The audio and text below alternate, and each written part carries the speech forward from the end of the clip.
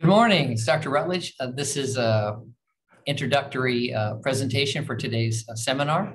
I'm excited to be here, and I'm going to share my screen and give you a little presentation about the beginnings of my baby, the mini gastric bypass. Okay, I want to start off by thanking everyone who's invited me to travel the world and teach the mini gastric bypass, and it's been an honor and a pleasure, and it's nice to see our little beginning operation has kind of taken root, it appears. So the mini gastric bypass, just to summarize again, is as most of you watching I'm sure know, it's a standard general surgery. It's antrectomy and gastrojejunostomy. It's a cholecystoplasty, not meant to be an obstructive or restrictive operation from the standpoint of obstruction, but it does cause restriction because of the gastrojejunostomy and not because of a tight or narrow obstructive gastric pouch. It's an anticolic Billroth 2 loop with a gastrojejunostomy. It allows the operation to be tailored to different size patients and different severity of illness. And it's not intentioned to be malabsorptive. And there's a lot of misunderstanding about that, which maybe we can clear up in the discussion. The original technique that I performed is simple, rapid to perform and rapid recovery. I was criticized quite a bit when I first started it. They said, you're doing it too fast. It's elegant in my opinion. It's very effective, as we've seen. It's equal to or better than the other operations it's been compared to. It's durable for now up to 23 years post-op. You can visit my Facebook page and talk to patients of mine who are 10, 15, and 20 years post-surgery. It's powerful and it can be tailored to the patient. So it's appropriate for super obese as well as diabetics who are actually borderline obese. It's easily reversible and revisable. So for my money, I think it's a good, attractive procedure. The early criticisms, and some which still continue, is that I did it too fast. When I first started in 1997, there were Roux-en-Ys taking 4 and 5 and 6 hours. And when I told them I did it in 40 minutes, they were upset. Now, Dr. Coular came to visit me. We did an operation in 19 minutes that day. And that's when I think he decided to become an MGB surgeon. The hospital time that I kept him in the hospital was criticized. It was too short. It was supposed to be dangerous. And now, of course, lots of people do it. And I don't get any credit for that, but that's okay. I didn't take out the gallbladder, and people bitterly criticized. I had phone calls from American bariatric surgeons and telling me that the gallbladder needed to be taken out. I didn't go retrocolic or retrogastric, and people don't remember this now, but when we first started doing Roux-en-Y, it was supposed to always be retrocolic and retrogastric. And I remember struggling in those days, trying to find the middle colic vessel to do that dissection, and it was pretty challenging. Many people said, oh no, this is a bad operation. It's the old Mason loop, and you're gonna have crippling bile reflux. And while there are still some people that criticize it or actually get it in their patients, that's limited to those people either don't do it or don't know how to do the MGB.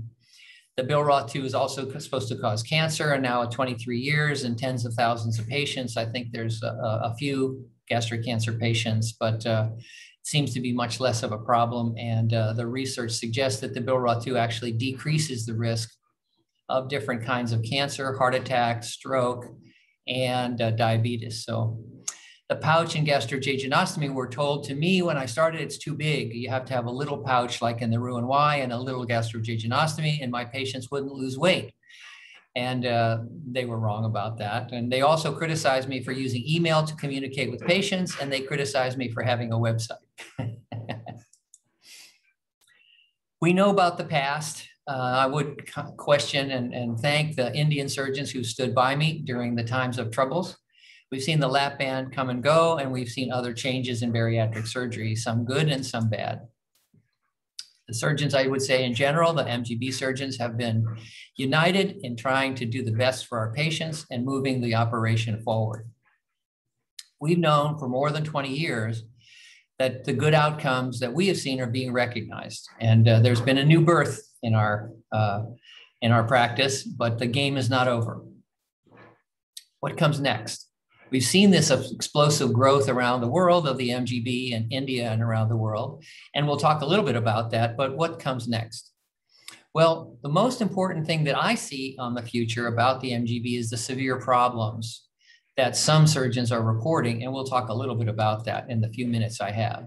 Complications that I see commonly presented are things like we see here, technical errors, as well as postoperative management. What we think is, and I have seen all along, is that the MGB requires that the surgeons who are less well-trained can have problems. So with great power comes great responsibility is one of my favorite quotes, and the MGB can be quite powerful, especially in the hands of those who are not as skilled in understanding it. We say basically anybody can do a single anastomosis bypass.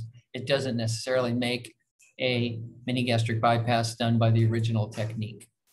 Just as a quick example, this is a French series. They reported 17% gastrojejunostomy strictures in MGB patients. That was the only downside of the MGB. Well, I would argue that's not an MGB, or it's not an MGB done well. So the future we think is great promise. Let's look at a little bit of that and say that MGB was born in controversy. Bile reflux is either common or rare now, because there are many people saying, oh no, it's common. And there are many of us saying it's rare. What is it? Excessive weight loss. Revision is common in Y omega trial versus most of the other surgeons I've worked with say it's rare. Marginal ulcers, deficiencies, malabsorption, all these remain open questions, and we'll talk about some of those today. Here's just one quick example while we go on and say that Dr. Lee in Taiwan, Kular in India, and my series in the United States show MGB series of significant bile reflux requiring revision of less than 1 or 2%, whereas a recent study from Australia and others report up to 10% of MGB revisions for bile reflux. So why? Well, it's either inaccurate reporting between the two, or maybe it's a different in technique or management. And of course, I think it's the latter.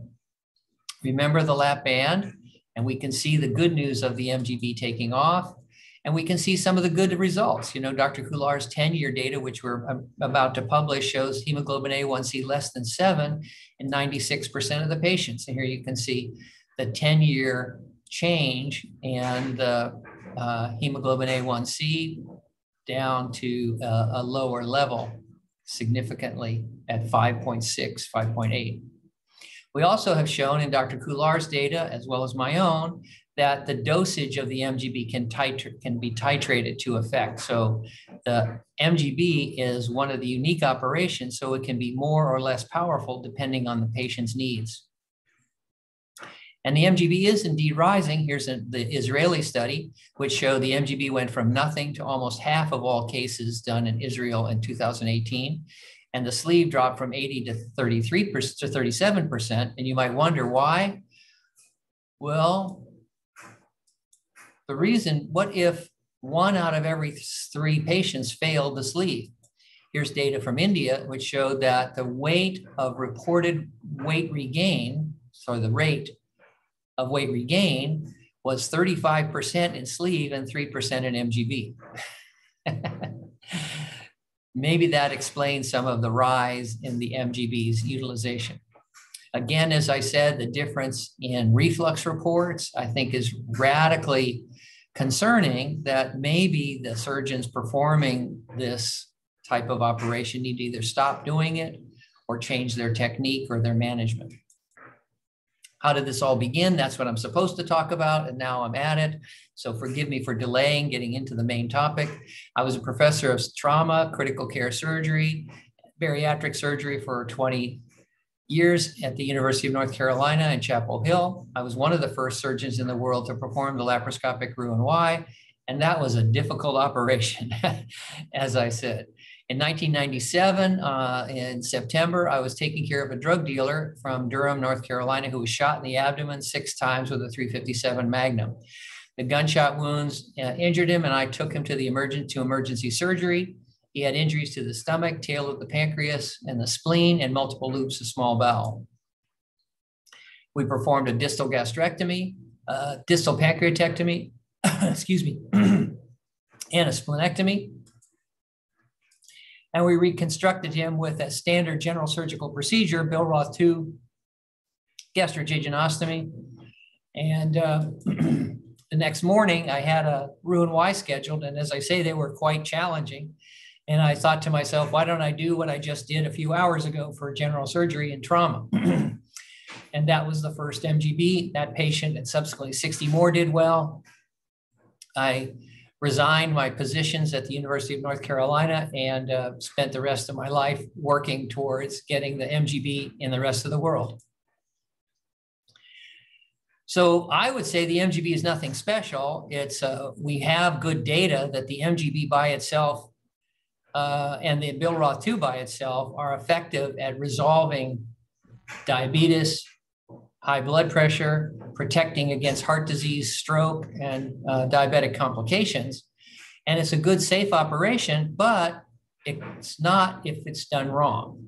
So general surgeons know how to use the Billroth-2, but I say many bariatric surgeons are confused, uninformed, and fear the Billroth-2. So why are we here? Why are we talking today? What is this all about? I think it's generally a warning that the operation of the MGB can be a superb one, but there are tricks and traps into how to do it well.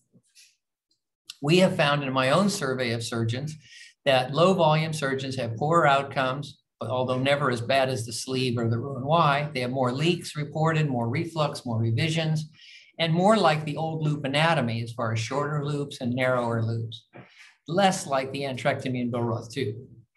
So that's a brief summary of the beginnings, and now I'm excited to hear the rest of today's survey. Thank you all very much.